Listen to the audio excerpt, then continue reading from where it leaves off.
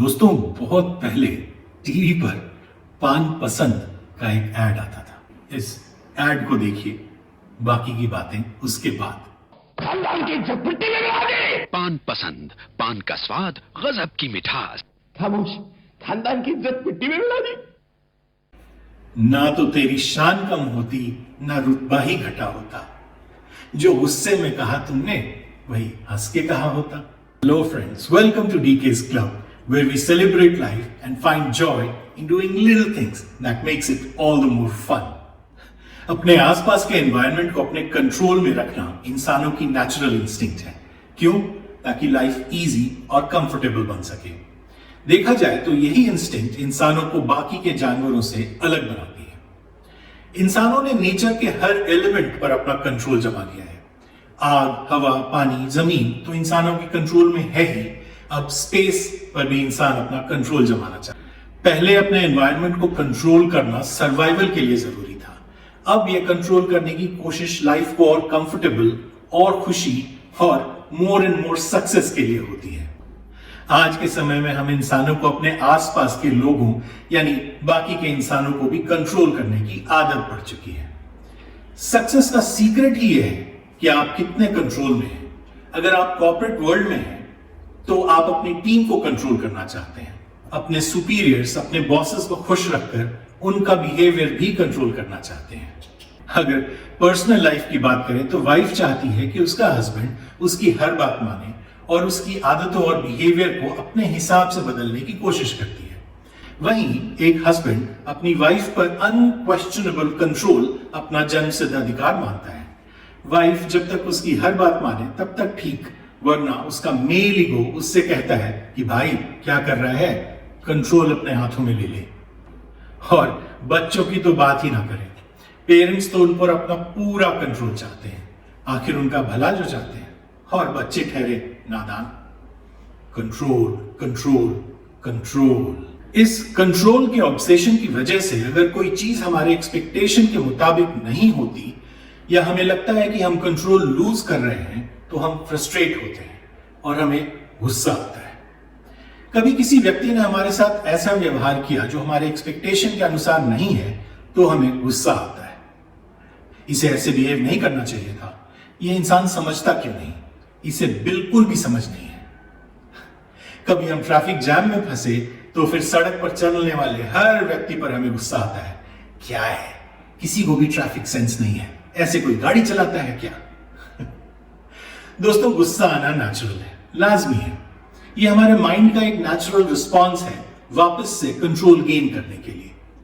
पर किसी को गुस्सा ज्यादा आता है और किसी को कम। ऐसा क्यों? दोस्तों, फीलिंग ऑफ कंट्रोल और गुस्से का इनवर्स यानी उल्टा रिलेशनशिप है। जो अपने आसपास के एनवायरनमेंट पर जितना ज्यादा कंट्रोल फील करता है उसे गुस्सा उतना ही कम आता है।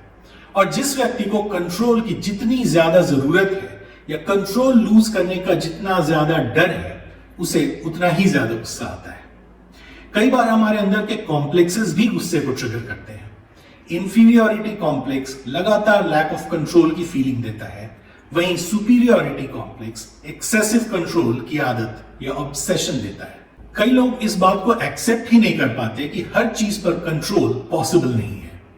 गुस्से पर कंट्रोल के लिए यह भी जरूरी है कि हम उन चीजों में फर्क कर सकें जो हमारे कंट्रोल में है और जो हमारे कंट्रोल में नहीं है। और नजरिए का फर्क तो है ही।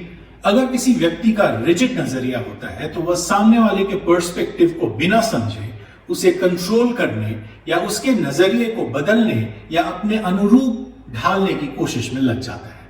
और फिर ऐसा न कर पाने की स्थिति में रिजल्ट वही फ्रस्ट्रेशन और गुस्सा। एक सिंपल एग्जांपल देखिए।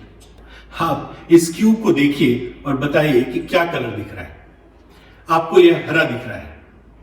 मैं कहूं कि नहीं, क्या बेकार की बात कर रहे हो, ये ब्लू है। अजीब इंसान हो आप, इतना क्लियर तो है कि ये ब्लू है। अब सामने वाले ने आपको समझाने की कोशिश की कि भाई तुम्हें अपनी तरफ से ब्लू दिख रहा होगा, मुझे ग्रीन ही दिख रहा है। अरे यार, क्यों अड़े हो?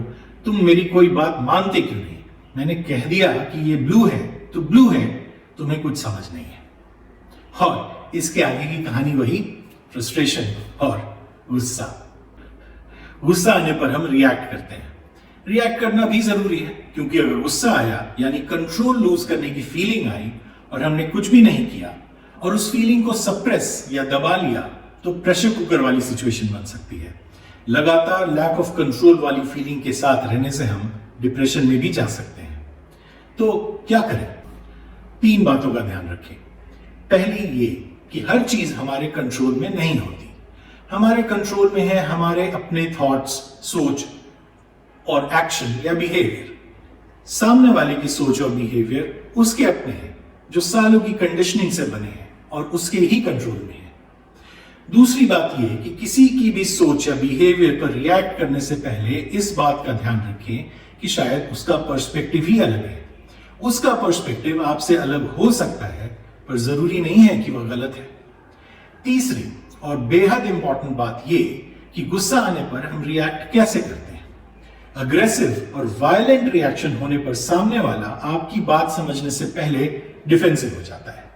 एक कवच या शील्ड उसके सुनने और समझने की शक्ति के ऊपर चढ़ जाती है और उसका पूरा ध्यान अपने आप को डिफेंड करने में और आपके गुस्से से खुद को बचाने में लग जाता है। पहले डिफेंसिव, फिर इनसेंसिटिव, यानी आपके गुस्से से कोई फर्क नहीं पड़ना, और फिर आखिर में अग्रेशन, यानी ईंट का जवाब पत्थर से देना। इस पूरे प्रोसेस में उस सामने वाले व्यक्ति के सोच या बिहेवियर में जो असल चेंज आप चाहते हैं वो मिस हो जाता है। इसीलिए गुस्सा आने पर अग्रेसिव या वायलेंट रिएक्शन की जगह उस गुस्से को पालकर पॉजिटिव भाषा या कंस्ट्रक्टिव फीडबैक के रूप में चैनलाइज, एक्सप्रेस या व्यक्त करें, तो वह कई गुना ज्यादा इफेक्टिव और एनर्जी सेविंग होगा। असल ऑब्जेक्टिव है सामने वाले को आपकी बात या पर्सपेक्टिव समझाना। जो प्यार या सहज सिविलाइज भाषा में कही जाए तो सामने वाला डिफेंसिव नहीं होता। उसकी सुनने और समझने की शक्ति आपकी भाषा की कड़वाहट से खुद को बचाने में कम डाइवर्ट होगी। इसलिए दोस्तों कहते हैं ना तो तेरी शान कम होती, ना रुतबा ही घटा होता। जो गुस्से में कहा तुमने, वही हंस के कहा होता। क्या आपने अभी तक मेरा चैनल सब्सक्राइब नहीं किया, बेल आइकन भी प्रेस नहीं किया, और तो और हद ही हो गई, इस वीडियो को अभी तक लाइक भी नहीं किया? क्या करते हो यार आप लोग? मैं तो बोल बोल कर थक गया, आपकी समझ में क्यों नहीं आता? दोस्तों, ये चैनल मैंने बड़े प्यार से आप लोगों के लिए बनाया है और बड़ी मेहनत से हर एक वीडियो बनाता हूं, जिसमें मैं माइंडफुल लिविंग से रिलेटेड अपना नजरिया आप तक पहुंचाने की कोशिश करता हूं। प्लीज इस चैनल को सब्सक्राइब करें ताकि हमारी ये 17,000 मेंबर्स की फैमिली और बड़ी हो सके। और इस वीडियो को लाइक करेंगे तो मुझे समझ आएगा कि आपको मेरी मेहनत और नजरिया पसंद आया, मुझे अच्छा लगेगा। और हाँ, प्लीज कमेंट करके अपना पर्सपेक्टिव शेयर करें ताकि मैं इन वीडियोस को और बेहतर बना सकूं। चीयर्स।